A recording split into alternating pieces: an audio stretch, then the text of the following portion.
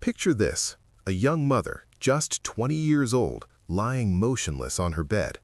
Her 11-month-old baby beside her, crying, pushing against her mother's body, desperately trying to wake her up. Downstairs, the family's puppy hangs lifeless from the staircase. Ransacked drawers, scattered belongings. A husband bound with duct tape claiming 3 armed men broke into their home. For 37 days, the world mourned with him. For 37 days, he played the role of the devastated widower. For 37 days, he fooled everyone. But investigators were about to uncover the truth. The grieving husband was actually the killer. And the home invasion? It never happened. Welcome to the Evidence Room. I'm your host, and today we're examining one of the most shocking cases of deception in recent criminal history. If you're new here, hit that subscribe button and turn on notifications. And if you want to see more cases like this, leave a like and drop a comment telling me what case to cover next. This is the murder that fooled the world. It's 4:30 in the morning on Tuesday, May 11th, 2021. The sun hasn't risen yet over Glyka Nera, a quiet suburb on the outskirts of Athens, Greece. Emergency dispatchers receive a call, but the voice on the other end is barely comprehensible, muffled, desperate. The caller sounds like he's trying to speak through tape. Robbers came in. That's all he can say. The caller is 32-year-old Charalambos Anagnostopoulos. His friends call him Babis. He tells emergency services he's been attacked, bound and left helpless in his own home.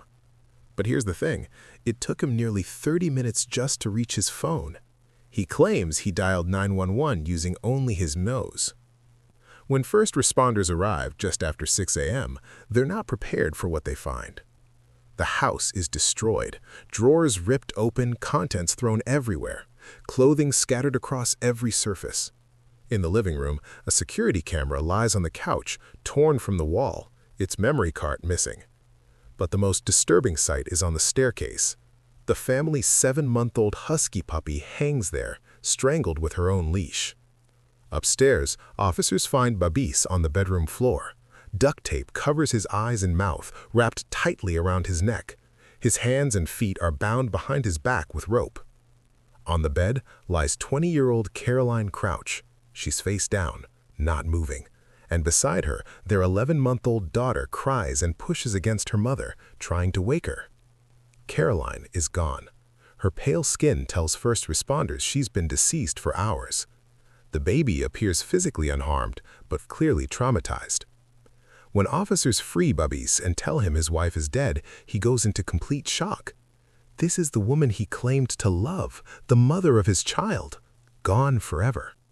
To understand this case, we need to go back to the beginning, back to when Caroline Crouch was just a teenager with her whole life ahead of her.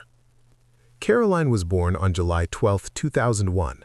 When she was 8 years old, her parents, David and Susan, moved the family to the Greek island of Elonisos.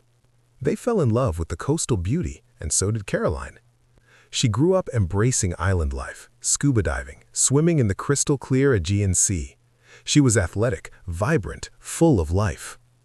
Then, during a Good Friday parade in 2017, 15-year-old Caroline met someone who would change her life forever. Babis was 27 years old, a commercial helicopter pilot, financially comfortable, charming, and he knew exactly how to impress a teenage girl. He flew his helicopter over her school. To Caroline, it must have felt like a fairy tale come true. A year and a half later, Babis proposed. Caroline was still 17 at the time. She turned 18 just 3 days after he asked her to marry him. Instead of having a traditional Greek wedding with family and friends, they eloped to Portugal on July 15, 2019. On social media, they looked like the perfect couple. Happy photos, romantic posts, living their best lives in a beautiful home outside Athens. But behind closed doors, the fairy tale was crumbling. Back at the crime scene, Babis tells investigators his story. He says 3 men broke into their home around 4:30 that morning. A 4th man kept watch outside.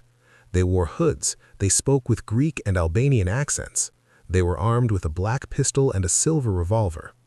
According to Babis, the intruders overpowered him, bound him with rope and duct tape, then went after Caroline. They kept demanding money. Eventually, Babis told them where to find it, 10,000 euros hidden inside a Monopoly game box. The money was supposed to go toward building their dream house on land they'd recently purchased. Caroline's parents had gifted them 50,000 euros for the land. The 10,000 in cash was for construction. In Greece at the time, with banks constantly at risk of collapse, keeping cash at home wasn't unusual. But even after taking the money and 20,000 euros worth of jewelry, Babis claims the intruders didn't leave. He says he heard Caroline screaming as they held a gun to their baby's head. The rope around his neck tightened until he passed out. When he came to, the men were gone. All he could hear was his daughter crying. The medical examiner's report paints a horrific picture. Caroline didn't pass quickly. She suffered for approximately 6 minutes. Bruises covered her body, showing she fought back. Marks on her lips and tongue indicated blunt force. Trauma. She was smothered with a pillow. There were no signs of any other type of assault. Police immediately classify this as a professional hit. The intruders knew the family had cash in the house. They waited for the right moment. A police spokesperson describes it as brutal and violent, the work of someone with no empathy and severe antisocial tendencies. They begin questioning everyone in Babis and Caroline's circle, looking for someone who might have tipped off the gang. 3 days later, while Caroline is being laid to rest on Alanosis, police in northeast Greece make a routine traffic stop near the Bulgarian border. The driver's passport is fake. When they uncover his real identity, they realize they've caught Georgi Haraishvili, a 36-year-old Georgian national wanted for 12 violent break-ins across Athens over the past 6 months. Here's where it gets interesting. 3 of those break-ins happened in Babis and Caroline's neighborhood. In December, Haraishvili and his crew broke into a home through a rear window. They dragged a woman by her hair, threatened to slit her throat, and stole 10,000 in cash and jewelry.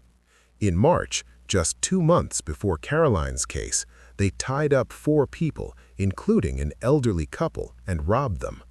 The methods match, the amounts match, and here's the clincher.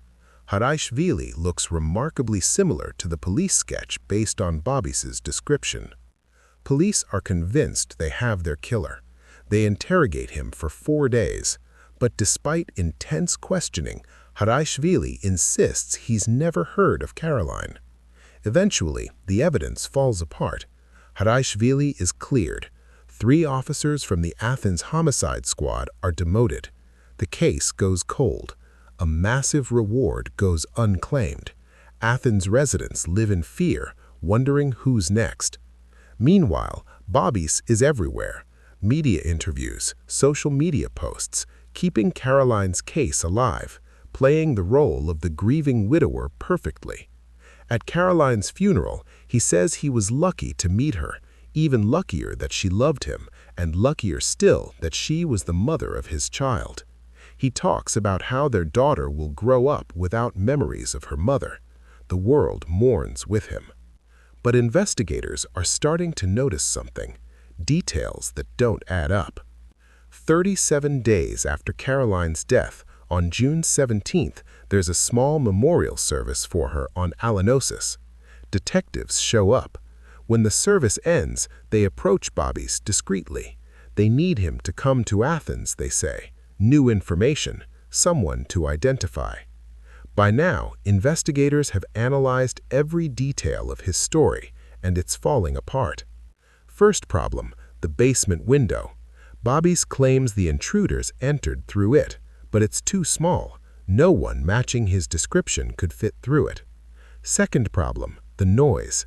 Babis described the house being completely ransacked, but neighbors heard nothing that night except a puppy crying. No ransacking, no screams, no crying baby. Third problem, no evidence. Despite supposedly 3 or 4 intruders spending significant time in the house, there are no fingerprints, no DNA, nothing. Fourth problem, the security camera. Babis claims the intruders removed the memory card, but data shows the card was removed at 1:20 a.m., hours before the supposed break-in. Fifth problem, Caroline's smartwatch. At 3:58 a.m., her heart rate shows she's asleep. At 4:05, it spikes by 50%, severe distress. At 4:11, her heart stops. This is before Bobby's claims the attack happened. Sixth problem, Bobby's fitness app.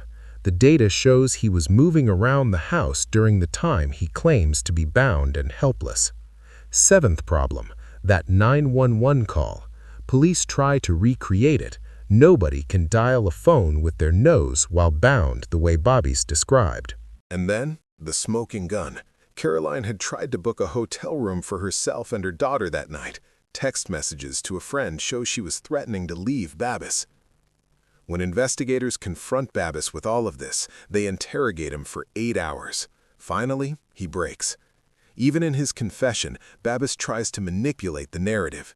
He claims they argued on May 10th about their daughter. Caroline wanted to take the baby and leave. He lost control. He says Caroline threw their infant into the crib and told him to leave. He claims she pushed him, punched him, and he just snapped. But here's what really happened. Babis strangled Caroline. He pressed a pillow over her face with his full body weight. He killed her in front of their 11-month-old daughter. Then, in a calculated performance worthy of an Oscar, he staged an elaborate crime scene. He ransacked his own house. He strangled their 7-month-old puppy with her leash and hung her from the staircase. He placed their baby next to Caroline's body. He bound himself with rope and duct tape. Then he waited. Hours, with his dead wife beside him and his infant daughter crying. When enough time had passed, he called 911 and played the traumatized victim. For 37 days, he maintained this act, through the investigation, through Caroline's funeral, through countless media appearances where he pleaded for justice. He was so confident in his performance that he didn't even bother destroying evidence like the smartwatch data or fitness app records. But investigators found Caroline's diary, and it told a completely different story than the one Babis had been selling. Caroline had been documenting her relationship for years. In 2019, she wrote about fighting with Babis, about planning to leave, about questioning whether she could continue. Their elopement to Portugal wasn't romantic, it was isolation. When they returned to Greece, Babis controlled all the money. Caroline was a student with no income. Her mother would send money, but Babis would take it. Caroline wrote, "I love Babis so much that I can't leave him, even though this relationship hurts me." When she got pregnant, she felt trapped. She wrote that she wanted to leave but couldn't because she was carrying his child. In July 2020, 1 month after their daughter was born, she wrote, "Today, my little one is a month old. It's also the day I told Babis I want to leave. I feel awful." Phone records show that in the hours before her death, Caroline and Babis exchanged aggressive, combative texts while they were home together. The fairy tale was over. Caroline had finally decided to leave, and Babis killed her for it. In May 2022, Charalambos Anagnostopoulos was found guilty of premeditated murder, perverting the course of justice, providing false testimony, and animal cruelty. Caroline Kraus was just 20 years old. She tried to escape a controlling relationship, but she never got the chance. Her daughter will grow up knowing her mother only through photographs and stories, never remembering the woman who brought her into this world. What started as a teenage girl's fairy tale romance ended in unspeakable tragedy, orchestrated by the very person who promised to love and protect her. This case reminds us that things aren't always what they seem. The most convincing performance often comes from the person with the most to hide. The murder that fooled the world. If this deep dive into the evidence resonated with you, hit that like button, subscribe to the Evidence Room for more cases that go beyond the headlines, and drop a comment below telling me what case you want to see next. Until next time, stay safe and stay vigilant.